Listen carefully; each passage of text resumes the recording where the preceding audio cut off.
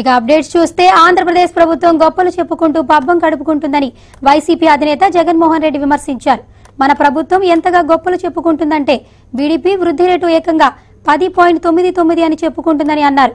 ప్రభుత్వం సాగునీరు ప్రాజెక్టులపై సరైన దృష్టి సారించలేదని జగన్ ఆరోపించారు.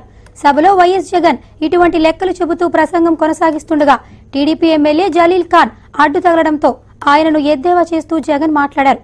బీకాంలో ఫిజిక్స్ చదివిన వారికి తన లెక్కలు అర్థం కావని చమత్కరించారు. ఎస్సీని అడిగితే అధ్యక్ష 48 టీఎంసీలు నీళ్లు లిఫ్ట్ చేశామని ఎస్సీ చెప్తాడు.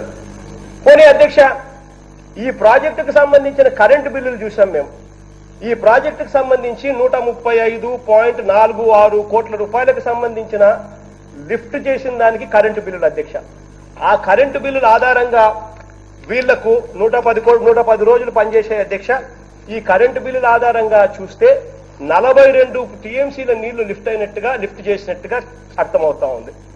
ఈ 42 టీఎంసీల లిఫ్ట్ పట్టిసీమ నుంచి లిఫ్ట్ చేసి ఏం చేశారు అధ్యక్ష, తీసుకొని పోయి 55 టీఎంసీలు ప్రకాశం బ్యారేజ్లో సముద్రంలో కలుపుతారు.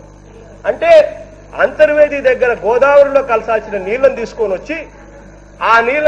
వచ్చి అక్కడ కలపకుండా 135 కోట్ల రూపాయల కరెంటు బిల్లులు పెట్టి దాన్ని ప్రకాశం బ్యారేజ్ దగ్గర సముద్రంలో కలుపుతున్నారు.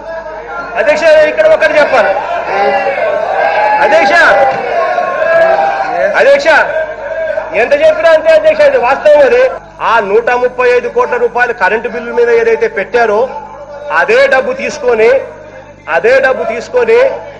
120 కోట్ల రూపాయలు గల తెలంగాణ ప్రభుత్వానికి R&R ప్యాకేజ్ కింద వాళ్ళు అడుగుతా ఉన్నట్టుగా 2 సంవత్సరాల నుంచి వాళ్ళు లేఖల మీద లేఖలు రాస్తా ఉన్నారు.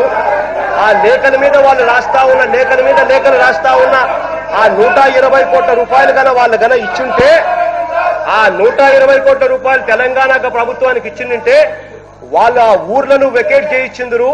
ఆ ఊర్లను వాళ్ళు వెకేట్ చేయించిందంటే పులిచింతల ప్రాజెక్ట్ లో 45 టీఎంసీల నీళ్లు స్టోర్ చేసుకునే పరిస్థితి వచ్చుండేదని చెప్పి నేను గట్టిగా చెప్తా ఉన్నాను అధ్యక్ష.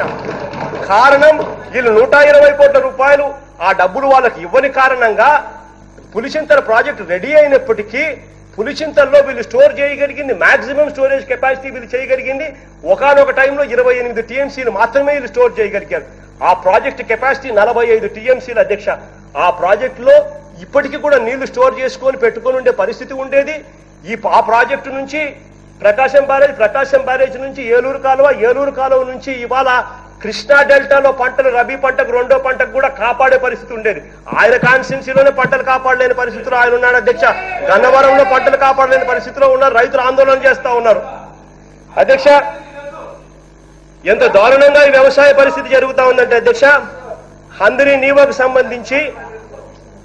నీవకు సంబంధించి అధ్యక్ష పోయి ధర్నాలు చేయాల్సి వచ్చింది. 80% పనులు అయిపోయాయి అధ్యక్ష. దివంగత నేత ప్రీతమ నాయకుడు రాజశేఖర రెడ్డి గారి హయాంలోనే కేవలం 20% పనులు అధ్యక్ష మిగిలిన్నాయి. ఆ మిగిలి ఉన్న 20% పనులు అధ్యక్ష, మిగిలి ఉన్న 20% ఏంది అధ్యక్ష ఇది? మిగిలి ఉన్న 20% పనులు కంప్లీట్ చేయడానికి డిస్ట్రిబ్యూటరీ కెనాల్స్ పూర్తి చేయండి, పిల్లకాలువ పనులు పూర్తి చేయండి అని చెప్పి పోయి ధర్నాలు చేయాల్సి వస్తా ఉంది.